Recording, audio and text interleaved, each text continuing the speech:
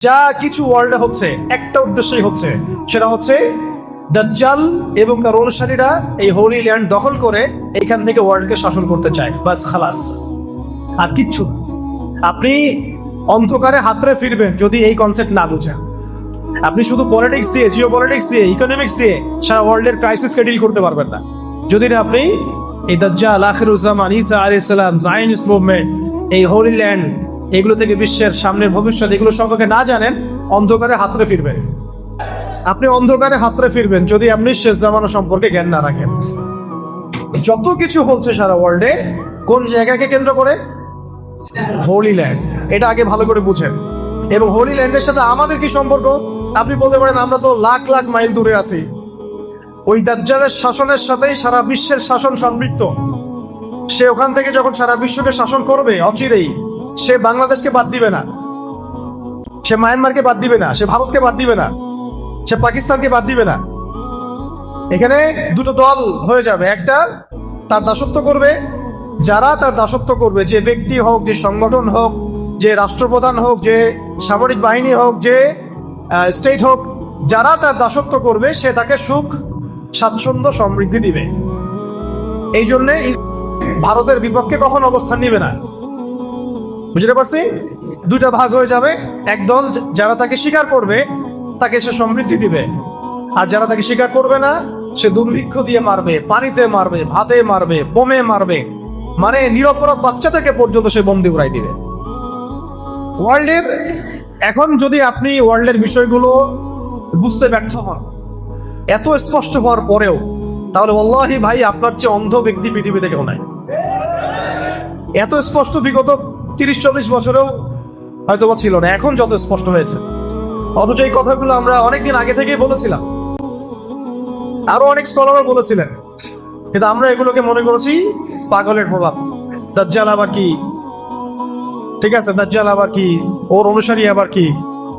ভাই বিগত 2000 বছরে ওই দাউদ আলাইহিস সালাম এবং সুলাইমান আলাইহিস সালামের খিলাফা রাষ্ট্রের পরে ইহুদিরা কখনো কোনো রাষ্ট্র গঠন করতে পারে নাই, তারা কখনো রাজধানী ঘোষণা করতে পারে নাই।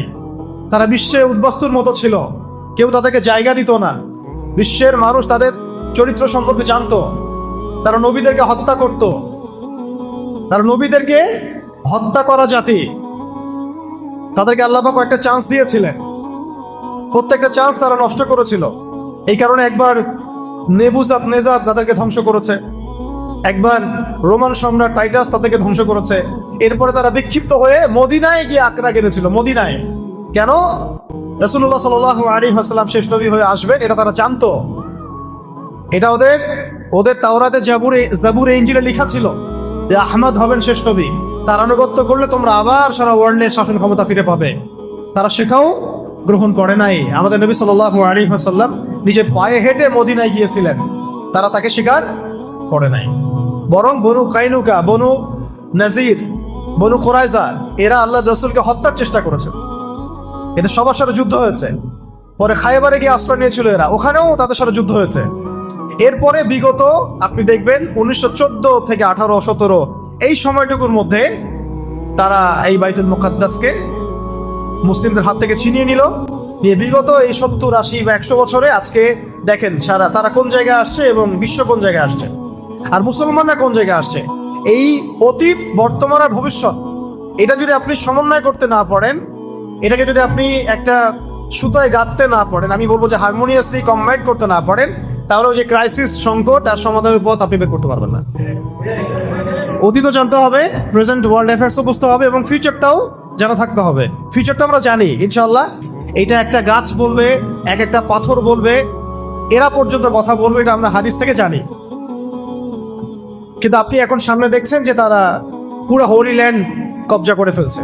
কাদের সহযোগিতায়? পশ্চিমাদের, ন্যাটোর, ওয়ার্ল্ড ব্যাংকের, IMF এর, সবচেয়ে বড় কথা আমেরিকার, এবং ওদের প্রযুক্তি, ওদের মিডিয়া, ওদের ওয়েপেন্স, ওদের নিউক্লিয়ার ওয়েপেন্স, ওদের ব্যাংক, ওদের সেনাবাহিনী, ওদের ট্রেনিং, মানে প্রত্যেকটা বিষয়, এমনকি AI সিস্টেম পর্যন্ত, প্রতিটা বিষয় তারা ধার করছে কোত্থেকে?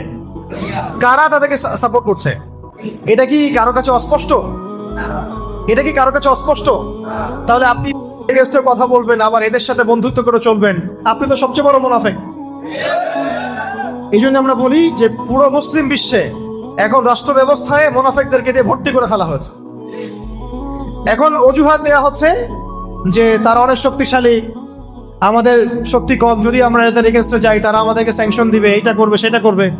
কই, তারা তো আফগানিস্তানে পারে নাই, পেরেছে? আফগানিস্তানে কি পারমাণবিক বোমা আছে নাকি? তাদের কি পারমাণবিক বোমা আছে, ক্ষেপণাস্ত্র আছে, আকাশ প্রতিরক্ষা ব্যবস্থা আছে? আফগানিস্তানের তালেবানদের কি আয়রন ডোমস আছে? বলেন, স্যাটেলাইট আছে নাকি? আছে? তাদের স্বতন্ত্র কোনো ব্যাংকিং সিস্টেম আছে? স্বতন্ত্র কোনো কারেন্সি মুদ্রা আছে? তারা কি গোল্ড কয়েন চালু করেছে, সিলভার দিরহাম চালু করেছে? তাদের কি আছে? কি এমন তাদের মধ্যে আছে যার কারণে বিগত 30 বছরেও তাদেরকে কেউ হারাতে পারলো না, এবং তারা ওই নেটকে পরাজিত করলো, 20টা দেশের ঐক্যবদ্ধ জোটকে তারা পরাজিত করলো, নাকানি চুমারি খাইলো তারা এখানে এসে। কিসের বদৌলতে? ওই যে জিনিসটা, ওই যে অনুভূতিটা, ওই যে ইমান, ওই তাসকিয়া, ওই আখলাক, ওই আমল এবং ওই জিহাদি জাজবা, এইটা না আসলে আপনি ওই ক্রাইসিসও বের করতে পারবেন না, সংকটের সমাধান পথ বের করতে পারবেন না। এর চেয়ে সহজ করে বলার মতো ভাষা আমার কাছে নাই। আর এই কথাগুলো অনেকে নিতে পারেন না, স্পেশালি বাংলাদেশের যারা সোকল ডেমোক্রেটিক, সোকল সেকুলার, সোকল রাম বাম, সুশীল, প্রগতিশীল, শাহবাগী, তারা এইসব কথা নিতে পারে না। কিন্তু ওয়ার্ল্ডের বাস্তবতা এটাই যে ওয়ার্ল্ড সামনে এইভাবে আস্তে আস্তে আস্তে আস্তে বিশাল বিশাল যুদ্ধের দিকে যাবে, এবং তার আধিপত্য বিস্তার করতে থাকবে, ওর বাহিনী আধিপত্য বিস্তার করতে থাকবে। কিন্তু পৃথিবীর মধ্যে আল্লাহ রাব্বুল আলামিন, আল্লাহ পাকের মুজাহিদ বান্দাদেরকে আল্লাহ পাক তৈরি করবেন ইনশাআল্লাহ, এবং সেটা প্রত্যেকটা অঞ্চলের মধ্যে ছড়িয়ে পড়বে ইনশাআল্লাহ, এবং তাদেরকে পৃথিবীর কোনো বাহিনী পরাজিত করতে পারবে না ইনশাআল্লাহ। আমাদের অঞ্চলটাও এর বাইরে থাকবে না। কেন থাকবে না? কারণ আমরা সরাসরি সাথে ফাইট না করলেও সবচেয়ে বড় যে বন্ধু রাষ্ট্র, সে আমাদের বাড়ির পাশেই আছে। এটা আপনাদের কাছে ওপেন সিক্রেট, এটা বলার কিছু নাই। তাদের চরিত্র, তাদের উদ্দেশ্য, এজেন্ডা তারা প্রকাশ করে ফেলেছে। তারা বলে দিয়েছে আমরা অখণ্ড ভারত চাই। কি বলছে তারা? আমরা অখণ্ড ভারত চাই, তারা বলে দিয়েছে। কিন্তু আমরা সাহস করে বলতে পারি নাই যে আমরা অখণ্ড মুসলিম ভারতবর্ষ চাই, আমরা এটা বলতে পারি নাই। আমরা ভয় পাই, আমরা বললে নাকি আব্বু মাইন্ড করে, তাই না? আমরা বললে আবার এটা মৌলবাদী কথা হয়ে যায়। কেন তারা বললে মৌলবাদী হয় না কেন? ভারতের অভ্যন্তরে যখন মুসলিমদেরকে নির্বিচারে হত্যা করা হয়, তখন সেটা সংখ্যালঘু অত্যাচার হয় না কেন? আমাদের দেশে কখন এরকম ঘটনা ঘটেছে? আপনারা সাক্ষী দেন, বলেন ঘটেছে কখনো? অথচ দেখেন তোকমাগুলো কিন্তু আমাদেরকে লাগানো হয়। যারাই এই সত্যগুলো উন্মোচন করতে চেয়েছেন তাদেরকে বলা হয়েছে সে জঙ্গি, সে সন্ত্রাসী, সে মৌলবাদী। তার মানে এই যে ন্যারেটিভ, যে বয়ানটা তৈরি করা হয়েছে, এটা হচ্ছে একটা anti Islamic narrative. Anti Islamic narrative এটা গিলানো হয়েছে প্রত্যেক সরকারি কর্মকর্তাকে, প্রশাসনকে, র্যাবকে, পুলিশকে, আর্মিকে, বিজিবিকে। আপনারা মাইন্ড করেন আমার কথায়? প্রত্যেক ডিপার্টমেন্টের মানুষকে এই ন্যারেটিভটা গিলানো হয়েছে, এবং তারা দুনিয়ার জন্য, চাকরির জন্য, টাকার জন্য, রিজিকের জন্য, পরিবারের ভরণ পোষণের জন্য ওই মুনাফিকদের সাথ দিয়েছেন। আপনারা এই পশ্চিমাদের সাথ দিয়েছেন। তাহলে আপনারা কি মনে করেছেন যে আল্লাহ পাক আপনাদেরকে ধরবেন না কিয়ামতের মাঠে? জালেমদের তো বিচার হবেই, জালেমদের তো বিচার হবেই, কাফের, ফাসিক, মুশরিক, মুনাফিক, মুরতাদদের তো হবেই, এবং সেই প্রত্যেক মুনাফিকেরও বিচার হবে যারা মুসলিমদের পক্ষ না নিয়ে অমুসলিমদের পক্ষ নিয়েছে, মাজলুমদের পক্ষ না নিয়ে জালেমের পক্ষ নিয়েছে। এই কথাগুলো আল্লাহ পাক আমাদেরকে বোঝার তৌফিক দান করুন। তবে আমি এখনো বলবো যে সময় শেষ হয়ে যায় নাই, এখনো সময় আছে। আপনি হাকিকতটা চিনেন, ফিরে আসেন। এটা আল্লাহ পাক আপনাকে সুযোগ দিয়েছেন। আল্লাহ পাক কি দিয়েছেন? সুযোগ দিয়েছেন। আপনি হাকিকত, সত্যটা চিনেন, স্পষ্ট হয়ে গেছে, ফিরে আসেন, আল্লাহ দিনের দিকে ফিরে আসেন। দেখবেন ইনশাআল্লাহ আল্লাহ পাক চান তো আপনাকেও এই যুগের আল্লাহ পাক চাইলে খালিদ বিন ওয়ালিদ বানাতে পারেন, ওমর ইবনে খাত্তাব বানাতে পারেন, হামজা বানাতে পারেন রাদিয়াল্লাহু আনহুম আজমাইন। তো অনেক ডিপে চলে গেছি, যাওয়াটা দরকারও ছিল। আল্লাহ পাক আদম আলাইহিস সালামকে কি বলেছেন ভাই? খলিফা। মনে আছে? খলিফার কাজ কি এইটা বোঝাতে কি আমি বলেছিলাম সূরা সাদের মধ্যে আল্লাহ পাক আরেকজন নবীকে খলিফা বলেছেন। সে নবীর নাম দাউদ আলাইহিস সালাম। তাকে আল্লাহ পাক বলছেন ইয়া দাউদ, হে দাউদ। দেখেন আল্লাহ পাক নাম ধরে যখন ডাকেন, কাউকে নাম ধরে ডাকেন, এটা কিন্তু মানে খুবই মহব্বতের খাস একটা কিছু আল্লাহ পাক বলতে চান। এটা আমভাবে আল্লাহ পাক বলেন ইয়া আইয়ুহাল্লাযীনা আমানু, হে মুমিনগণ তোমরা শুনো। আর এখানে খাস ভাবে বলা হচ্ছে ইয়া দাউদ, হে দাউদ। যেমন আমাদের নবীকে বলা হচ্ছে ইয়া আইয়ুহাল মুদ্দাসসির, ইয়া আইয়ুহাল মুজাম্মিল, তাই না? ইয়াসিন, এগুলো হচ্ছে আল্লাহ পাকের খাস মানে সম্বোধন। তাহলে দাউদ আলাইহিস সালামকে সম্বোধনটা খাস না, হুকুমটা আম, খলিফাদের ক্ষেত্রে কিন্তু সম্বোধনটা খাস। আল্লাহ পাক বলছেন ইয়া দাউদ, হে দাউদ। ভালো করে শোনেন, কাদেরকে বলছি ভালো করে শোনেন, যারা সামনে রাজনীতি করতে যাচ্ছেন তাদেরকে বলছি। ইলেকশন করবেন, এমপি হবেন, স্বপ্ন দেখছেন, মার্কা টার্কা ফিক্স করে ফেলছেন, তাই না? আর আমাদের সামনে তো প্রবলেম সলভ হওয়ার একটাই রাস্তা, গণতন্ত্র, তাই না? এছাড়া তো কোনো রাস্তা নাই, তাই না? মানে এই যে একটা মেডিসিন একটা গিলাই দিচ্ছে আমাদেরকে, যত সমস্যা এর সলিউশন কি? নাউযুবিল্লাহি মিন যালিক। আর আমরা বলি যত প্রবলেম তার সলিউশন হচ্ছে সিরাত। সিরাত মানে কি? রাসূল সাল্লাল্লাহু আলাইহি ওয়াসাল্লামের জীবনী। যত প্রবলেম তার সলিউশন দাওয়াত, এবং যত প্রবলেম তার সলিউশন ইসলামিক শরিয়া রাষ্ট্র। এর হচ্ছে আমাদের কথা। আর পশ্চিমারা আমাদেরকে শিখাই দিচ্ছে যত প্রবলেম তার সলিউশন কি? গণতন্ত্র। আর এখন বাংলাদেশে যত প্রবলেম তার সলিউশন একটা, ইলেকশন। সবাই বলে ইলেকশন কমিটমেন্ট বলেন, তাই না ভাই? ভাবখানা ইলেকশন হলে সব সমস্যার সমাধান হয়ে যায়, তাই না? তো দেখেন ইয়াংরা মাশাআল্লাহ বুঝেন, এখন তো অনেক বুঝেন আলহামদুলিল্লাহ আপনারা, এটা আল্লাহ পাকের অনেক বড় রহমত। এক সময় কিন্তু মানুষ কিছুই বুঝে না, বরং তাদের গোলক ধাঁধায় এমন ভাবে ডুবে গেছিল যে তারাও, দাড়ি টুপিওয়ালা মানুষরাও মিসগাইডেড হয়ে গেছে। দেখেন আমি একটা খোলামেলা কথা বলে দিই, আপনারা অনেকে এর আগে একটা দল করেছেন, এক্স নাম বললাম না, তো ওই দলের কিছু ব্যর্থতা সবার সামনে স্পষ্ট হয়ে গেছে না? তারপর একটা ওয়াই একটা দল আসলো, সে কার দালালি করলো, কি হইলো, এটা সবার কাছে স্পষ্ট হলো না? আমি আপনাদেরকে বলে দেই, এখন দাড়ি টুপিওয়ালা মানুষরা এখন সুন্দর মতো ভোট টোট করে এমপি মন্ত্রী হন, এই সিস্টেমের মধ্যে ঢুকে যে আপনারাও ব্যর্থ হবেন এটাও প্রমাণ হয়ে যাবে। তবে এটাও বলে দেই, এটা নাই মামার চেয়ে কানা মামা ভালো। এটা কি? নাই মামার চেয়ে কানা মামা ভালো। অন্তত ইসলামপন্থীরা, মুসলিমরা দাওয়াতের স্পেস পাবে, এটা ঠিক আছে, এটাতে আমি দ্বিমত করি না। কিন্তু সিস্টেমটা আপনাকে পরিপূর্ণ শরিয়া কায়েম করতে কখনোই দিবেন, কারণ এই সিস্টেম নিয়ন্ত্রণ করতে, আর এর আন্ডারে থেকে আপনি যতটুকু করতে পারবেন এটা আপনি নিজেও জানেন কতটুকু করতে পারবেন, না আমার বলার দরকার নেই। আপনি এটা সাহস করতে পারবেন না সিস্টেমের মধ্যে ঢুকে, বরং আপনি কথাও বলতে গেলে আপনাকে হিসেব করে বলতে হবে, না জানি আবার আব্বু মাইন্ড করে কিনা। আপনি বলার সাহসই করতে পারবেন, কারণ সিস্টেমটাই তার, এটা তার দিন, এটা তার ধর্ম। আপনি তার ধর্ম কবুল করেছেন, ওইটা কবুল করে যতটুকু ভালো করা যায় অতটুকু করতে পারেন। তাই তারপরেও বলছি, নাই মামার চেয়ে কেন মামা ভালো। আমাদের ভাইরা যদি 20-30টা 40-50টা আসন পান, খারাপ কিছু না, কিন্তু শরিয়া কায়েম করতে পারবেন না। পারে শরিয়া কায়েম করতে পারবেন একমাত্র বিপ্লবের মধ্য দিয়ে, গণ অভ্যুত্থানের মধ্য দিয়ে, বিপ্লবের মধ্য দিয়ে, এবং একটা ঐক্যবদ্ধ জনমতের মধ্য দিয়ে। এবং সেই জনমত তৈরি করতে হলে সবার কাছে দাওয়াত দিতে হবে যে শরিয়াটাই সমাধান, ইসলামী সমাধান, শরিয়াই সমাধান, কোরআনী সমাধান, হাদিসি সমাধান, সিরাতি সমাধান। এবং এটা কায়েম করতে হলে প্রয়োজনীয় জিহাদও করতে হবে, এটা স্পষ্ট করতে হবে। তার আগে আপনি এইভাবে সিস্টেমের মধ্যে ঢুকে শরিয়া কায়েম করতে পারবেন না। তাও যতটুকু করেন আলহামদুলিল্লাহ করেন, সমস্যা নাই।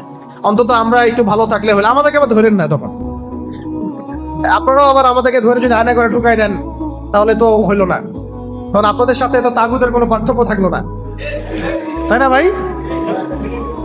আবার এমনও যেন না হয় যে আপনারা আবার বেশি এগ্রেসিভ হয়ে গেলেন আমাদের ব্যাপারে, তাগুদ যা করে নাই সেটা আপনারা করে দেখালেন, এমন যেন আবার না হয়, তাহলে জনগণ কিন্তু আপনাকে ছাড়বে না তখন আবার।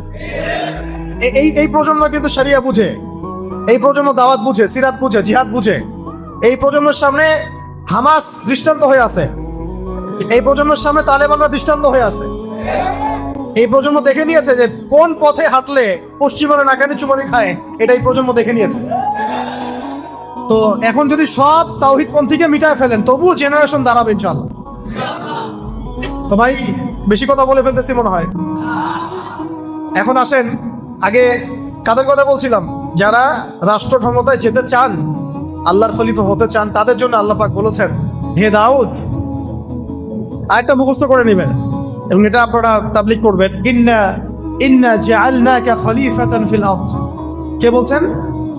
কাকে বলছেন? হে দাউদ, তোমাকে আমি জমিনের খলিফা বানিয়েছে। চিন্তা করছেন কথাটা? হে দাউদ, আমি আল্লাহ তোমাকে জমিনের, সুবহানাল্লাহ। এই জমিন বলতে কিন্তু ওই যে হোলি ল্যান্ড, কোন ল্যান্ড? হোলি ল্যান্ড কে বানাইছেন? আল্লাহ। তোমার কাজ ফাহকুম বাইনান নাস বিল হক, একজন খলিফার কাজ। এখানে দাউদ আলাইহিস সালামকে বলা হচ্ছে কিন্তু কাজটা কার? তার মানে আল্লাহ পাক যাকে জমিনে ক্ষমতা দিবেন তার কাজ মানুষের মাঝে আল্লাহর বিধান দ্বারা বিচার ফয়সালা করা। এখন আপনি আপনার এই সেকুলারিজম দিয়ে, জাতীয়তাবাদ দিয়ে, কমিউনিজম দিয়ে এবং ডেমোক্রেসি দিয়ে এটা করে দেখান। Can you do that? Honestly speaking আপনি কি পারবেন? ফাহকুম বাইনান নাস বিল হক, এখানে হক মানে কি? আল্লাহর ওহী, কোরআন এবং সুন্নাহ। আমাদের শরিয়া অনুযায়ী কোরআন সুন্নাহ, তখন ছিল জাবুর, এখন কি কোরআন সুন্নাহ। এখন কোরআন সুন্নাহর মানদণ্ডে আপনি এই আয়াতের উপর আমল করতে পারবেন কিনা এই সিস্টেমের মধ্যে থেকে? আজ পর্যন্ত কেউ পেরেছে কিনা? এই সিস্টেমগুলো চলতেছে ধরেন 100 বছর হয়ে গেল। যেই কান্ট্রিগুলোতে এই সিস্টেমগুলো চলছে, এই কান্ট্রিগুলোতে কি আপনি একটা শরিয়া আইন বাস্তবায়ন করতে পেরেছেন কিনা? আমাকে একটা মিসাল দেন, একটা এক্সাম্পল দেন, আমাকে আলোচনা শেষ করে দিন। একটা মিসাল দেন লাস্ট 100 বছরে এই সিস্টেমগুলোর দাসত্ব করে কোন খলিফা মানে কোন রাষ্ট্রপ্রধান তার রাজ্যে বা তার অঞ্চলে আল্লাহর শরীয়ী বিধান বাস্তবায়ন করতে পারছে কিনা? তাহলে এটা যে এইগুলো যে ফেইলার, এগুলো যে ফেল করেছে, এটা কি স্পষ্ট হওয়ার আরো বাকি আছে আপনাদের? আল্লাহ পাক আমাদেরকে সহিহ বুঝ দান করেন। এই সিস্টেমগুলো সরাতে হবে, নতুন সিস্টেম নিয়ে আসতে হবে। সেই নতুন সিস্টেমটাই হচ্ছে শরিয়া, ইমারা এবং খিলাফা। শরিয়া, ইমার এবং খিলাফা আমরা না নিয়ে আসলেও ইমাম মাহদি নিয়ে আসবেন ইনশাআল্লাহ। আমরা যদি কিছু নাও করি, এইভাবেই মুনাফিকের হালতে মরে যাই, নাউজুবিল্লাহ, ঈসা আলাইহিস সালাম নিয়ে আসবেন ইনশাআল্লাহ। কথা বুঝতে পারছেন? আল্লাহ পাক আমাদেরকে বোঝার তৌফিক দান করেন। এখন আরো কথা আছে, শুধু এটাই দায়িত্ব না। ফাহকুম বাইনান নাস বিল হক বলার পরে আল্লাহ পাক আরো বলেছেন, ওয়ালা তাত্তাবিউল হাওয়া, ওয়ালা তাত্তাবিউল হাওয়া, নিজের প্রবৃত্তির অনুসরণ করো না। রাষ্ট্র চালাতে গিয়ে প্রবৃত্তির অনুসরণ মানে কি? আল্লাহর বিধান, ইনসাফ, আদালতের বাইরে নিজের প্রবৃত্তির দাসত্ব করো না। মানব রচিত বিধানের দাসত্ব করো না। সোজা কথা, মানব রচিত বিধানের দাসত্ব করো না, আল্লাহর বিধানের দাসত্ব করো। এই সিস্টেমগুলোকে আপনাকে এই আয়াতের উপর আমল করতে দিবে? ওয়ালা তাত্তাবিউল হাওয়া। তাহলে কি হবে? আল্লাহ বলেছেন ইউদিল্লাকা আন সাবিলিল্লাহ। যদি তুমি প্রবৃত্তির অনুসরণ করো, মানব রচিত আইনের অনুসরণ করো, আল্লাহর বিধান অনুসরণ না করো, তাহলে আল্লাহর পথ থেকে এটা তোমাকে সরাই দিবে। দেয় নাই? দিছে কি দেয় নাই? দেখছেন কত? মনে হচ্ছে আয়াত এখন নাজিল হলো, মনে হচ্ছে আয়াতটা এখন নাজিল হলো। ইউদিল্লাকা আন সাবিলিল্লাহ, আল্লাহর রাস্তা থেকে সরাই দিবে তোমাকে এগুলা। তোমাকে এগুলো আল্লাহর রাস্তা থেকে সরাই দিয়ে কাফেরদের দাসত্ব করাবে, কাফেরদের দাসত্ব করাবে। একজন মুসলমান মোদির দাসত্ব করছিল, ওর গুন্ডা বাহিনীর দাসত্ব করছিল, মুসলমান। এটাকে মানা যায়? একজন মুসলমান ইহুদির দাসত্ব করছে, মানা যায়? একজন মুসলমান খ্রিস্টান নাসারাদের দাসত্ব করছে, মানা যায়? অথচ এক সময় পুরো বিশ্ব আমরা শাসন করেছিলাম, এরা আমাদের রাষ্ট্রে থাকতো ট্যাক্স দিয়ে, জিজিয়া দিয়ে। দেখেন, ইউদিল্লাকা আন সাবিলিল্লাহর উপর আমল হয়ে গেছে, আল্লাহর পথ থেকে সরাই দিছে।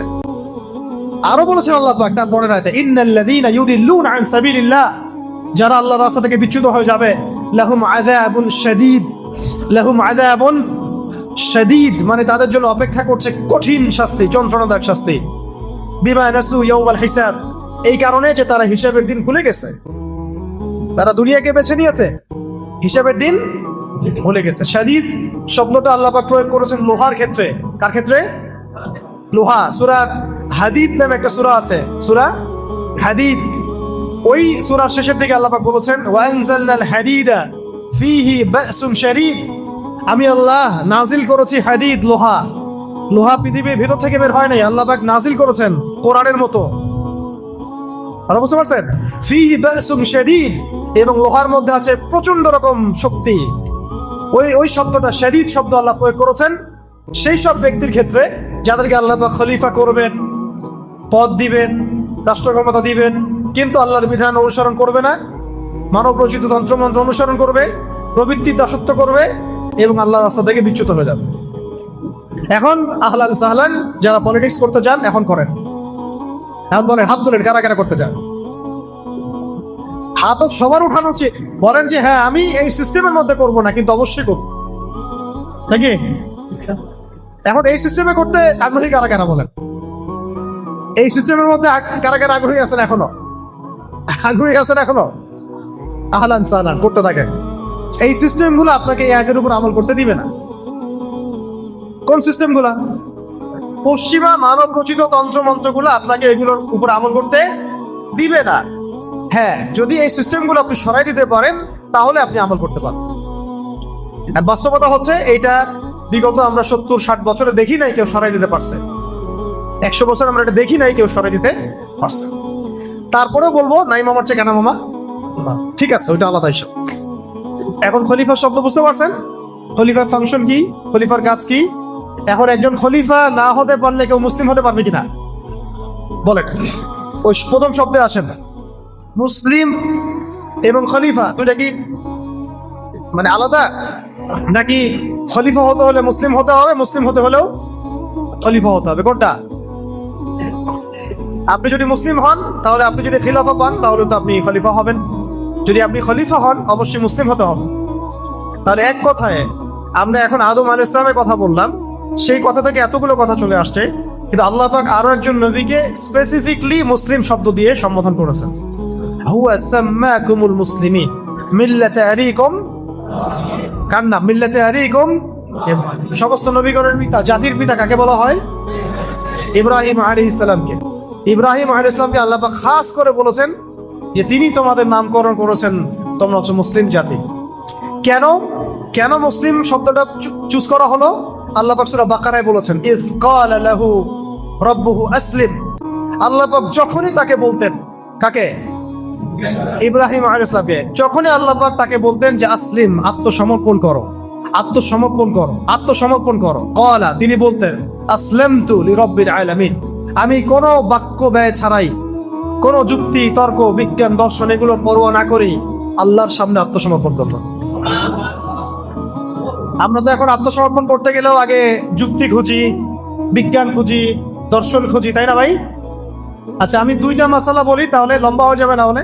আসলে ইসলাম শব্দ কি, মুসলিম কাকে বলে, আপনি এই দুইটা থেকে ইনশাল্লাহ বুঝে যাবেন ইনশাল্লাহ। আমরা কয়েকদিন আগে ঈদ উল আজহা উদযাপন করেছি। আচ্ছা, আপনারা তো সবাই জানেন ঈদ উল আজহা কোন ঘটনাকে কেন্দ্র করে? ইসমাঈল আলাইহিস সালামকে যাবাহের ঘটনা, ঠিক আছে? ফালাম্মা বালাগা মাইয়া সাইয়া ক্বালা ইয়া বুনাই ইন্নী আরা ফিল মানামি আন্নী আযবাহুক ফানজুর মাযা তারা। ইসমাঈল আলাইহিস সালাম যখন একটু বড় হলেন এবং বাবার সাথে দৌড়াদৌড়ি করতে শিখলেন, আল্লাহ পাক তাকে বললেন সন্তানকে কি করো? সন্তানকে। আচ্ছা, আমি আপনাকে বলি যে আপনাকে যদি আমি এই কথাটা বলি বা কোনো বুজুর্গের দিন বলে বা আপনি স্বপ্নে কোনো তথ্য পান, আপনি কি আপনার সন্তানকে জবাহ করবেন? এই সন্তান নিষ্পাপ, নিরপরাধ, কোনো অপরাধ করে নাই, আপনি কি তাকে জবাহ করবেন? এখন আপনি আমাকে বলেন তো যে ইব্রাহিম আলাইহিস সালাম কি এই আদেশ আসার পরে একটা প্রশ্ন করেছিলেন যে আল্লাহ আমি কেন করব? বাচ্চাটা নিষ্পাপ, আমার একমাত্র সন্তান, 80 বছর বয়সের পরে আমি তাকে পেয়েছি, আল্লাহ আমি কেন তাকে জবাহ করব? আল্লাহ পাকের কাছে কি তিনি একবারও জিজ্ঞাসা করেছেন? এর নাম ইসলাম। এর নাম কি? এই ব্যক্তিকে বলা হয় মুসলিম। আমি বুঝতে পারছি ভাই? এর নাম ইসলাম, এই ব্যক্তিকে বলা হয় মুসলিম। আর আমাদের সমাজে এই আদর্শটাকে বলা হয় মৌলবাদী। মৌলবাদী দর্শন, মৌলবাদী দর্শন। কারা এটা চালু করছে? ওই সাহাবাগীরা, রামবাম, প্রগতিশীল, সুশীল, তারা এগুলা চালু করছে। তাহলে আপনি কি মৌলবাদী না হয় মুসলিম হতে পারবেন? বলেন, এই মূলনীতি না মানলে আপনি মুসলিম হতে পারবেন? দেখেন, তিনি বলছেন ইয়া আবাতি, হে আমার বাবা, ইফআল মা তুমার, আল্লাহ পাক আপনাকে যে আদেশ করেছেন আপনি করেন। সাতাজিদুনি ইনশাআল্লাহু মিনাস সাবিরিন, ইনশাআল্লাহ আপনি আমাকে সবরকারী পাবেন। ইসমাঈল আলাইহিস সালামকে বলেছেন, বাবা আমি তো কোনো অপরাধ করি নাই, আমাকে কেন জবাহ করবেন? আমার তো বয়স মাত্র 15, আমাকে কেন জবাহ করবেন? এর পিছনে কারণ কি, যুক্তি কি, বিজ্ঞান কি, দর্শন কি জিজ্ঞাসা করছেন? বয়স কত? আমাদের সমাজের ছেলেপেলে বুঝই হয় না এই বয়সে, বুঝ হয়? এই আদর্শের নাম ইসলাম, এই ব্যক্তিকে বলা হয় মুসলিম। আমি বুঝতে পারছি। আরেকটা বলি, সন্তান হয়েছে কেবল ছোট্ট সন্তান, মা হাজেরা আলাইহিস সালাম, সন্তানের নাম ইসমাইল আলাইহিস সালাম। আল্লাহ পাক বলছেন যে তুমি তোমার স্ত্রী সন্তানকে রেখে আসো এমন একটা জমিনে যেখানে আমি আমার ঘর নির্মাণ করব, বাইতুল্লাহ নির্মাণ হবে। তখন সেখানে কোনো মানুষ ছিল? কোনো খাবার, কোনো পানি, কোনো জনপদ? আপনাকে যদি বলি, আমাকে যদি বলা হয় আমার স্ত্রী সন্তানকে রেখে আসতে, আপনি কি যাবেন? এখন ইসমাইল আলাইহিস সালাম, এর পিতা ইব্রাহিম আলাইহিস সালাম আর হাজেরা আলাইহিস সালাম, তারা কোনো প্রশ্ন করেছেন? কেন, কোন যুক্তিতে, কোন দর্শনে প্রশ্ন করেছেন? বিজ্ঞান, যুক্তি, দর্শন এগুলো খুঁজেছেন? এই আদর্শের নাম ইসলাম, এই ব্যক্তিদেরকে বলা হয় মুসলিম। আমাদের সমাজে ইসলাম হচ্ছে কিসের নাম জানেন? খালি মুখে লা ইলাহা ইল্লাল্লাহ মুহাম্মাদুর রাসূলুল্লাহ পড়া। যতক্ষণ পর্যন্ত আমার এই নফস, আমার দেহ, আমার আত্মা, আমার নফস, আমার সত্তা আল্লাহ পাকের প্রত্যেকটা বিধানের সামনে অবনত চিত্তে আত্মসমর্পণ না করছে, ততক্ষণ আমি মুসলিম হইতে পারি নাই। তাহলে আগে মুসলিম শব্দের ব্যাখ্যা শোনা, তারপরে উম্মাতে আসা। বলেন এখন অনেস্টলি বলেন, আমরা কি মুসলিম হইতে পারছি? আমরা তো নামাজই পড়ি না ঠিক মতো, অনেকে যাকাতই দেন না ঠিক মতো, রমজান মাসে রোজা রাখেন না অনেকের কথা বলছি। আর সংখ্যা কিন্তু কম হবে না, অনেকেই পর্দা করি না। দিনের ইলম অর্জন করা যে ফরজ, এই ফিকিরই নাই আমাদের। অনেকেই আমরা দেখেন হালাল খাই না, আছে না এমন? অনেকেই সুদ খাই, আমার তো মনে হয় বেশিরভাগই খাই। অনেকেই দুর্নীতি করেছি, ঘুষ খাই, খেয়ানত করি, মিথ্যা বলি, আরো অনেক কিছুই, মানে কবিরা যত গুনাহ আছে আমরা কিন্তু করি। আমরা গুনার কথা তো বাদ দিলাম, আল্লাহ পাকের প্রত্যেকটা আদেশ কি মানি? দাড়ি রাখতে হবে কি হবে না আপনি প্রশ্ন করবেন কেন? প্রশ্ন করা যাবে না তো। রাসূল রেখেছেন, আপনি রেখে দিবেন, খালাস, বাস। হ্যাঁ, এক মুষ্টি রাখা সেটা আলাদা মাসালা, রাখতে তো হবে। দিনের ইলম অর্জন করতে হবে কিনা, ভাই কোরআন পড়া কি আমাদের দরকার আছে কিনা, তর্জমা শিখতে হবে কিনা, এগুলো প্রশ্ন আসবে কেন? এগুলো রাসূলের সুন্নাহ, সাহাবীদের সুন্নাহ, আমাকে করতে হবে। আমরা দুনিয়াতে আসছি দুইটা কারণে। কয়টা কারণে? অনেক লেকচার আমি এটা বলেছি, আগে বলে দিয়েছি আর কি। দুইটা কারণে আমরা বেসিক্যালি দুনিয়াতে আসছি। কয়টা কারণে? একটা হচ্ছে আমি এই যে 60, 70, 100 বছরের যতটুকু হায়াত আছে, এই প্রত্যেকটা দিন রাত আল্লাহর ইবাদত করব, এটা আমার কাজ। এবং ইবাদত বলতে শুধুমাত্র নামাজ, রোজা, হজ, যাকাতই না, বরং জীবনের প্রত্যেকটা ডিপার্টমেন্টই ইবাদত। আমার ইকোনমি, আমার রাজনীতি, আমার অর্থনীতি, আমার সমাজনীতি, আমার পরিবার, আমার ব্যবসা বাণিজ্য, সবই এটা একটা কাজ। আরেকটা হচ্ছে আমি দুনিয়াতে আসছি আল্লাহর দিনকে দুনিয়াতে কায়েম করতে, আল্লাহর জমিনে আল্লাহর দিন কায়েমের চেষ্টা করতে, ওই মুজাহাদার জন্য, ওই দাওয়াতে জিহাদের জন্য আমি দুনিয়াতে আসছি। এছাড়া কি আমাদের আসার কোনো কারণ আছে দুনিয়াতে? মনে করেন আমরা এখানে কতজন হবে, 200, 300, 500 মানুষ আছেন। ধরেন আমরা এখন কেউ দুনিয়াতে নাই, মনে করেন ধরেন 100 বছর পর তো থাকবেনও না কেউ। তো এতে কি দুনিয়ার ঘূর্ণন থেমে যাবে নাকি? কারো কিছু যায় আসবে নাকি? আল্লাহ পাকের কি আমাদেরকে নিয়ে খুব বড় মানে হয়ে গেছে যে আমাদেরকে দিয়ে আল্লাহ পাক দিন কায়েম করাইতে হবে? কার ঠেকা বলেন তো? ঠেকাটা কার? রংপুরে ভাষায় আমরা কি বলি? কার ঠেকা? ঠেকা কার? ঠেকাটা কার? আমার না আল্লাহর? তাহলে আমাদের যদি ঠেকা হয়, আমরা যদি আল্লাহর ইবাদতের জন্য দুনিয়াতে এসে থাকি, জান্নাত আমার, জাহান্নামও আমার, জান্নাত জাহান্নামের ফয়সালা আমার। আল্লাহ পাকের কি কোনো মানে এগুলোর পরোয়া আছে? সারা দুনিয়ার মানুষ যদি আল্লাহ পাকের ইবাদত করে, আল্লাহ পাকের শক্তি বেড়ে যাবে? শক্তি আগেও যা ছিল তাই থাকবে, সম্মান আগেও যা ছিল তাই থাকবে, বাড়বে কমবে? বরং বাড়বে, কমে যাবে কি কখনো? তারপরে আমরা যদি আল্লাহ পাকের ইবাদত সবাই নাও করি, আল্লাহ পাকের কিছু যায় আসে বলেন? তাহলে ঠেকা কার? দুনিয়াতে আসছি আমরা আল্লাহর ইবাদত করার জন্য, তার দিনকে কায়েম করার জন্য। তাহলে আমরা এসব প্রশ্নে যাবো কেন? আমাকে দিন শিখতে হবে কিনা, দাঁড়িয়ে রাখতে হবে কিনা, আমি মানে এই সুদী ব্যাংকে চাকরি করব কিনা, হ্যাঁ আমি হারাম খাবো কিনা, এখানে তাগুতি সিস্টেম আছে, আমার নামাজের সুযোগ দেয় না তারা, কত মাসালা আমাদেরকে জিজ্ঞাসা করেন। এগুলোর অ্যান্সার তো আপনিই বের করতে পারেন। মুসলিম হয়ে যান, অ্যান্সার পেয়ে যাবেন। মন থেকে মুসলিম হয়ে যান, অ্যান্সার আপনি ভিতর থেকে পেয়ে যাবেন যে কি করতে হবে আপনাকে। আমরা কি মুসলিম শব্দ বুঝতে পারছি ভাই? এখন আসলে উম্মাহ, মুসলিম উম্মাহ কাকে বলে? উম্মাহ মানে হচ্ছে একটা জামা, একটা জামা। এই উম্মাহ শব্দটা অনেক ব্যাপক, অনেক বড়, অনেক গভীর। একদিন আলোচনা করে আমি এটা বুঝাতে পারবো। এতটুকু বলছি, উম্মাহ একটা হাদিস, উম্মাহ একটা দেহের মতো, একটা দেহের মতো। এই হাদিসটা ভালো করে মাথায় রাখেন। উম্মাহ একটা দেহের মতো, একটা অংশ যদি আঘাতপ্রাপ্ত হয় অন্য অংশ ব্যথা অনুভব করে। যদি বিশ্বের বিভিন্ন জায়গায় মুসলিমদের নির্যাতন, নিপীড়ন, রক্তক্ষরণ আমাদেরকে কষ্ট দেয়, তাহলে বুঝতে হবে যে হ্যাঁ আমরা এখনো এক উম্মাহ আছি। আর যদি দেখা যায় যে আমি এখানে খুব সুখ স্বাচ্ছন্দ্যে ঈদ করলাম, হাজার মানুষরা ঈদ করতে পারলো না, আমার এটাতে কোনো ফিলিংস নাই, তাহলে আমি উম্মার কোনো অংশ না, এখন আর এই উম্মার সাথে আমার কোনো সম্পর্ক নাই। যদি এখানে আমি খুব সুখ স্বাচ্ছন্দ্যে আছি, সিরিয়াতে মুসলিম ভাইরা খুব কষ্ট পাচ্ছে, আর আপনি চিন্তা করছেন ওটা সিরিয়ার অভ্যন্তরীণ ব্যাপার, এটা আমার বাংলাদেশের অভ্যন্তরীণ ব্যাপার, তাহলে আমি আসলে উম্মার অন্তর্ভুক্ত এখন নাই। সিমিলারলি চীনে উইঘুর নির্যাতন হচ্ছে, কাশ্মীরে মুসলিম নিধন হচ্ছে, ভারতে মুসলিম নিধন হচ্ছে, হ্যাঁ বিভিন্ন জায়গায় এগুলো হচ্ছে। এগুলো যদি আমাকে ব্যথিত না করে, আমাকে যদি এগুলো মানে আমার ভিতরে কোনো তামান্না সৃষ্টি না করে, রক্তক্ষরণ না হয়, বুঝতে হবে যে আমরা উম্মার অন্তর্ভুক্ত না। উম্মা একটা দেহের না, এক অংশে আঘাতপ্রাপ্ত হলে অন্য অংশ ব্যথা অনুভব করবে। এখন আপনারা চিন্তা করে বলেন যে আসলে আমরা উম্মার অন্তর্ভুক্ত আছি কি নাই। আমি আপনাদেরকে সিস্টেমের কথা বলেছি, একটু ধৈর্য ধরেন। এই সিস্টেম আপনাকে ভাইয়ে ভাইয়ে লড়াই করতে শিখিয়েছে। উম্মা তো বহু দূরের কথা।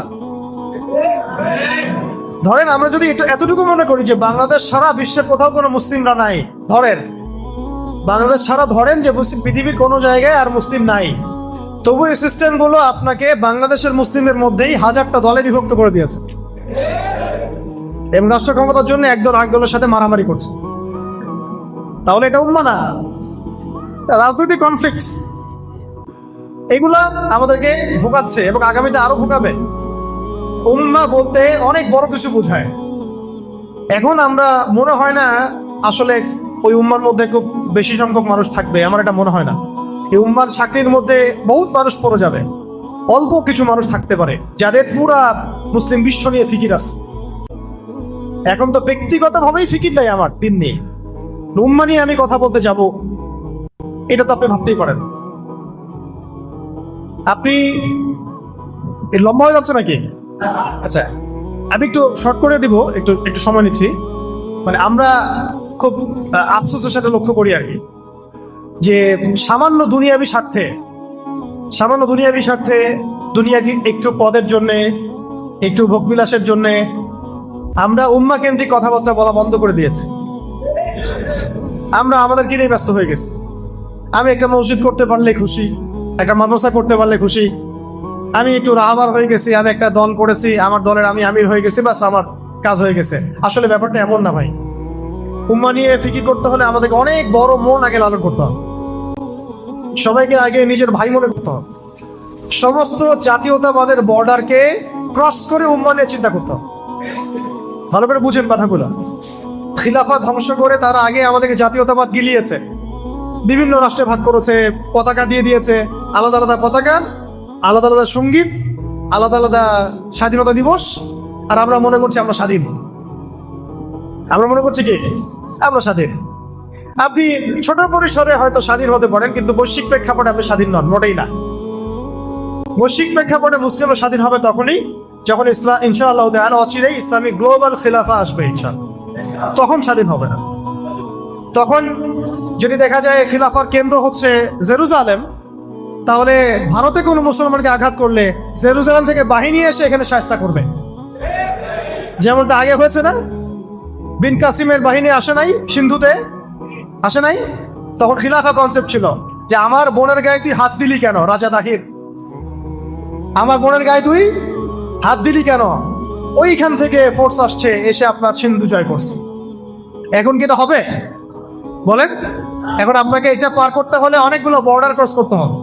ওই বর্ডারের অনুসারীরা আপনাকে আবার চাইতে দিবে না। আপনি যত এখানে মার্চ ফর গাজা করেন, কোনো লাভ নেই, কিচ্ছু হবে না, ওদের কিচ্ছু আসবে না। কারণ আপনি এগুলো ক্রস করে গিয়ে সেখানে গিয়ে যুদ্ধ করতে পারবেন না। কারণ এই সমস্যার সংকটের সমাধান হচ্ছে জিহাদ। গাজা, এই গাজা ফিলিস্তিন বা এই পশ্চিমাদের যে এই ম্যাসাকার, গণহত্যা, এক কথায় কি? এক কথায় গণহত্যা। এক কথায় কি? গণহত্যা। এই গণহত্যার কোনো সমাধান নাই তো, আপনি যুদ্ধ ছাড়া এটাকে সমাধান করতে পারবেন না। কিন্তু আপনি জাতীয়তাবাদের আদলে থাকলে আপনাকে বর্ডার ক্রস করতে দেওয়া হবে না। সো উম্মাহ অনেক বড় বিষয়। সবার আগে আপনাকে জাতীয়তাবাদের ঊর্ধ্বে চিন্তা করতে হবে যে আমরা একটা দেহ, আমরা মুহাম্মদ সাল্লাল্লাহু আলাইহি ওয়াসাল্লামের উম্মাহ, আমরা আল্লাহর বান্দা। আমাদের মধ্যে ভাষাগত পার্থক্য থাকতে পারে, তবু আমরা এক। রঙের পার্থক্য থাকতে পারে, তবু আমরা এক। আমাদের জাতীয়তাবাদের মানে দেশের পার্থক্য থাকতে পারে, বাট আমরা এক। আমাদের বর্ণের পার্থক্য আছে, কিন্তু আমরা এক। সংস্কৃতির মধ্যে পার্থক্য আছে, কিন্তু আমরা এক। আপনাকে উম্মাহ কনসেপ্ট চিনাবে কে জানেন? উম্মাহ কনসেপ্ট কে চিনাবে? আমাদের সামনে কয়েকদিন আগে হজ হয়ে গেছে। কি হচ্ছে? এই মিসালটা দিয়ে আমি অন্য পয়েন্টে যাচ্ছি। লাস্ট মিসাল, অনেক লম্বা করবো না, আপনাদের বিরক্তি ধরাবো না। হজ আপনারা দেখেছেন তো না? যারা করার তৌফিক পেয়েছেন তো মাশাআল্লাহ, আর আমরা যারা যেতে পারিনি, আল্লাহ পাক যেন বারবার যাওয়ার তৌফিক দেন। এখন আপনারা দেখেন, হজ হচ্ছে সবার গায়ে একরকম কাপড় না, সেম কাপড় না। কে পাশে ধনী গরিব বোঝার বুদ্ধি আছে? কে কোন দেশ থেকে আসছে বোঝার বুদ্ধি আছে? এখানে বিভিন্ন ভাষার মানুষ আছে না, বিভিন্ন দেশের, বিভিন্ন বর্ণের, বিভিন্ন কালচারের, আছে কিনা? কিন্তু যখন তারা নামাজে দাঁড়াচ্ছে, আরাফার মাঠে যখন তারা গেলেন, হাত তুলে আল্লাহ পাকের কাছে দোয়া করতে শুরু করলেন, এখানে কি কোনো জাতীয়তাবাদ, বর্ণ, ভাষা, গোত্রের পার্থক্য আছে? এইটা হচ্ছে উম্মাহ। এটা হচ্ছে কি? ওই শিক্ষাটা হজ থেকে নিয়ে এসে আমরা ধরে রাখতে পারি না। এমনকি হজের খুতবাতে পর্যন্ত পুরো উম্মাহকে ঐক্যবদ্ধ করে এই জালেমদেরকে ঘোষণা দেওয়ার সুযোগ হয় না। আফসোস, এর চেয়ে বড় কি আফসোস হতে পারে? এমনকি হজের খুতবাতে পর্যন্ত পুরো মুসলিম উম্মাহকে ঐক্যবদ্ধ করে একটা দেওয়ার সাহস হয় না। কারণ ওইটা ওইখানে বললেও নাকি আপুরা মাইন্ড করবে। কারণ আশপাশে যতগুলো মুসলিম রাষ্ট্র আপনি দেখছেন, এদের বেশিরভাগকেই তারা কিনে ফেলেছে। এদের বেশিরভাগই ওদের কাছে সোল্ড আউট। এরা তাদের ক্ষমতাকে টিকিয়ে রেখেছে ওদেরকে সাপোর্টের বিনিময়ে। আপনি এদেরকে যদি মনে করেন লেবানন গিয়ে সমাধান করবে, জর্ডান গিয়ে সমাধান করবে, সৌদি আরব গিয়ে সমাধান করবে, হ্যাঁ কুয়েত দিয়ে সমাধান, আবুধাবি গিয়ে সমাধান করবে, কোশ্চিন গেলেও না। বরং এরা ওদের মস্তক টিকিয়ে রাখার জন্য আমেরিকা ইসরায়েলের পা চাটবে পর্যন্ত। আমি এর চেয়ে খোলামেলার কথা বলতে পারি, এটা বিশ্বের কাছে স্পষ্ট। আচ্ছা, আপনাদের কি মনে হয় হজের খুতবাতে এরকম একটা বয়ান আসার দরকার ছিল কিনা? পুরো বিশ্বের মুসলিমরা সেখানে আসছে। ওখান থেকে তো আমরা তাওহীদ নিয়ে যাব, মিল্লাতে ইব্রাহিম নিয়ে যাব, উম্মাহ নিয়ে যাব। আজকে উম্মার এই দুরবস্থা, ওইখান থেকে ডাক আসবে, সবাই সেনাবাহিনী পাঠান, প্রস্তুতি গ্রহণ করেন, আমরা আল আকসা মুক্ত করবো ইনশাআল্লাহ। এই ঘোষণাটা কি বাংলাদেশ থেকে আসবে? এই ঘোষণা আসবে কোত্থেকে? আপনারা বলেন, এখন যদি মুহাম্মদ সাল্লাল্লাহু আলাইহি ওয়াসাল্লাম জীবিত থাকতেন, তিনি কি এই ঘোষণা দিতেন না? আবু বকর রাদিয়াল্লাহু আনহু থাকলে দিতেন না? ওমর রাদিয়াল্লাহু থাকলে দিতেন না তিনি? তাহলে আমরা কেন দিতে পারি না? কেন পারেন না? ওই পশ্চিমাদের সিস্টেমের মধ্যে ঢুকে গেছেন তাই। এই হলো বাস্তবতা। এই তো যে পুরো বিশ্বকে শাসন করবে, কিভাবে করবে? ওর থাকবে তন্ত্র মন্ত্র প্রযুক্তি, ওর থাকবে ফোর্স। ও মানুষকে এমন ভাবে ডিসিভ করবে, মানুষের কাছে মনে হবে আমি ঠিক পথেই আছি। বুঝতে পারছেন কথা? আল্লাহ পাক আমাদেরকে বোঝার তৌফিক দান করেন।